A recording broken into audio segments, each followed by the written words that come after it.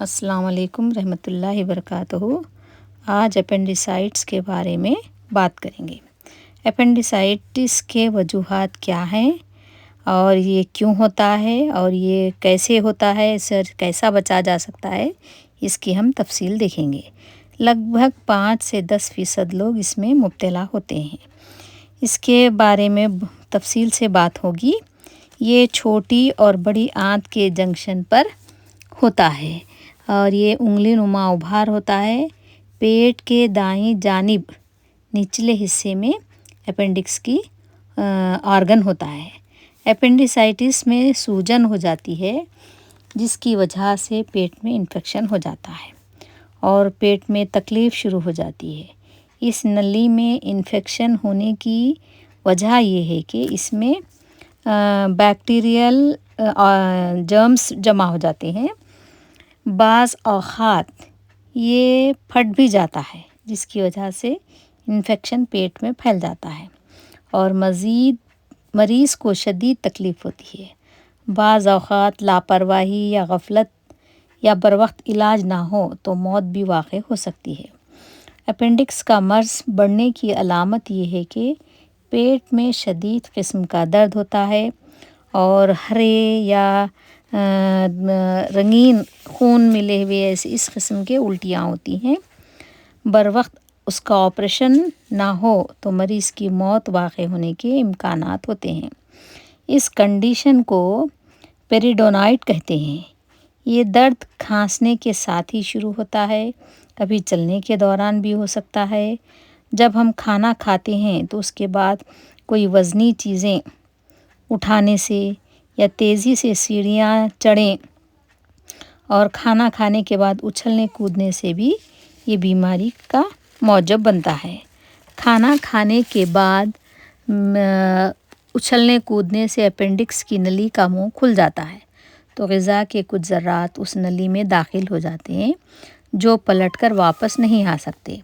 اس طرح سے غذا کے ذرات اس نلی میں جمع ہو کر سڑنے لگتے ہیں اور بیکٹیریل انفیکشن پھیل جاتا ہے۔ اور انفیکشن کا کبھی کبھی اپینڈکس کی ٹیوب میں ٹیومر یا کینسر بھی ہو جاتا ہے جس کی وجہ سے اپینڈکس کا خطرہ بڑھ جاتا ہے۔ اور اس کو ڈائگنوز کرنے کے لیے ہم C T scan, ultrasound, MRI کے ذریعے بھی معلوم کر سکتے ہیں۔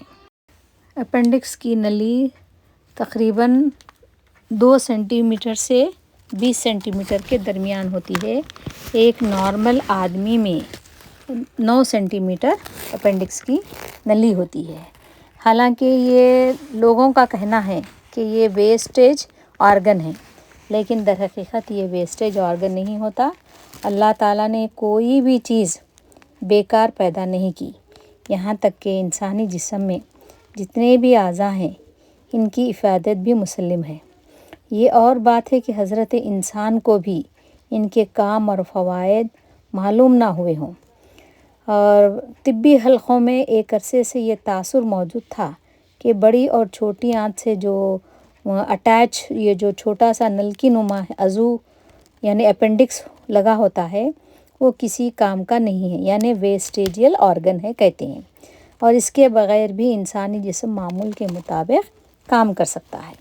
اگر کسی وجہ سے اپینڈکس معمولی سوزش یا انفلیمیشن کا بھی شکار ہو جائے تو سرجن کسی جھجک کے بغیر اسے کاٹ کر نکال دیتے ہیں، کیونکہ ان کے خیال میں انسانی جسم میں اس کا کوئی خاص کام نہیں ہوتا۔ لیکن حال ہی میں امریکہ کی ڈیوک یونیورسٹی میں ریسرچ اسکالرز نے اپینڈکس کے بارے میں حیران کن انکشافات کیے ہیں اور کہا ہے کہ یہ عضو کسی بھی صورت غیر ضروری نہیں ہے، یعنی ویسٹ نہیں ہے۔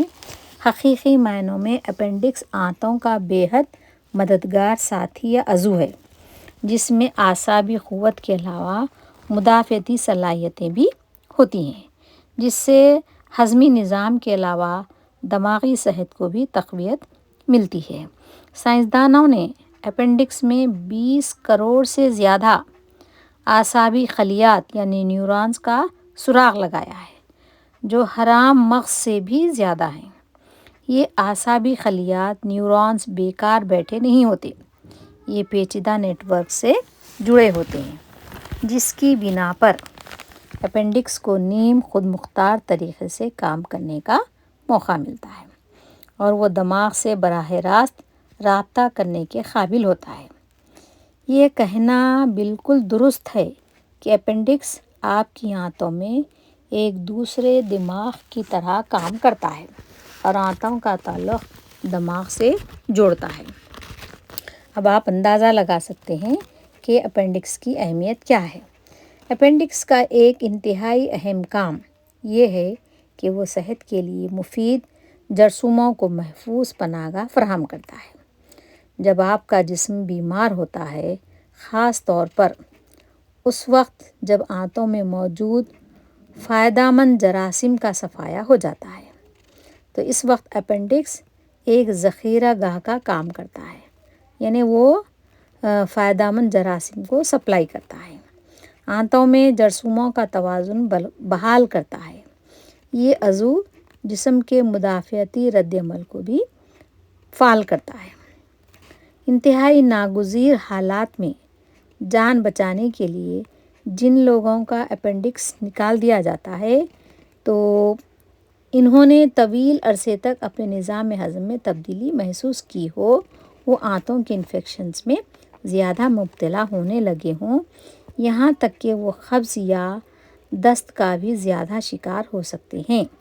یہی وجہ ہے کہ طب کے پیشے سے تعلق رکھنے والے بہت سے افراد اب معمولی سوزش کی بنا پر اپینڈکس نکالنے کے عام رجحان سے بچنے کی کوشش کرتے ہیں۔ بعض ہسپتالوں میں اگر ممکن ہو تو اینٹی بائیوٹک سے ہی یہ مرض کو علاج کے ذریعے دور کرنے کی کوشش کرتے ہیں تاکہ صحت بحال رکھنے کے لیے دیر تک اپینڈکس کو محفوظ رکھ سکتے ہیں۔ اگر کسی کا اپینڈکس نکال دیا گیا ہے تو اسے مایوس ہونے کی قطعاً ضرورت نہیں ہے۔ آپ تخمیری غذائی اشیاء جیسے دہی، یوگرٹ، کچی یعنی کورین تخمیری سبزیاں اور کیفر اور چھاچھ زیادہ استعمال کر کے آنتوں میں اچھے برے جراثیم کا توازن برقرار رکھ سکتے ہیں۔ آنتوں اور دماغ میں رابطہ رکھنے کے لیے اعلیٰ معیاری پرو بایوٹکس نیز غذائیت بخش اجزاء مثلاً کولاجن، زنک اور پائے کی مدد سے بھی آنتوں کی اندرونی دیواروں کو محفوظ رکھ سکتے ہیں۔ یاد رکھیں کہ اپینڈکس جسم کا کوئی فضول عضو نہیں ہے، یہ آپ کی آنتوں کا محافظ اور جسم کے اندرونی کمیونیکیشن نیٹ ورک کا اہم حصہ ہے۔ احتیاطی تدابیر کے طور پر ہم اپینڈکس کے مرض سے بچنے کے لیے جنک فوڈ کا استعمال کم کریں، آئلی فوڈ کم کھائیں اور ٹاکسیسٹی لیول بڑھ جاتا ہے اگر ہم آئلی فوڈ زیادہ کھا لیں گے تو بہت سارا ویسٹ میٹیریل اپینڈکس کی نلی میں جم جاتا ہے، جس کی وجہ سے نلی کے اندر زہریلے مادے جمع ہونے لگتے ہیں اور آنتوں پر بھی اس کا اثر پڑ سکتا ہے اور آنتوں میں السر بھی پیدا ہو سکتا ہے۔ تو یہ جب یہ انتڑی اگر سڑ جائے تو ڈاکٹرز ڈائگنوس کر کے یعنی معائنے کر کے اس کے چیک اپ الٹرا ساؤنڈ وغیرہ کر کے آپریشن کر کے اس کو اپینڈکس کی نلی کو نکال دیتے ہیں۔ بعض اوقات بڑا آپریشن بھی کرتے ہیں جس میں 3-4 ٹانکے یا اس سے بھی زیادہ ٹانکے لگ سکتے ہیں، تو اس سے جو ہے مریض کو تقریباً 7 سے 8 دن تک دواخانے میں رہنا پڑتا ہے۔ لیکن آج کل سائنس اتنا ڈیولپ ہو گیا ہے کہ اس کو ہم جو ہے نا آسانی سے اس کو آپریشن کے ذریعے بور کر کے اس کو ایک کیمرے ڈال کے آسانی سے نکال سک رہے ہیں اس کو، تو وہ جو ہے ہم ایک ہی دن میں یا 2 دن میں بھی ڈاکٹرز اس کو آپریشن کر کے ڈسچارج کر دیتے ہیں، جس سے مریض کو زیادہ تکلیف نہیں ہوتی۔ اس میں جو ہے 1 یا 2 ٹانکے لگتے ہیں بس، اور مریض آسانی سے چل پھر سکتا ہے۔ اس ویڈیو کو لائک اور شیئر کیجیے اور سبسکرائب کرنا نہ بھولیے۔ اللہ حافظ۔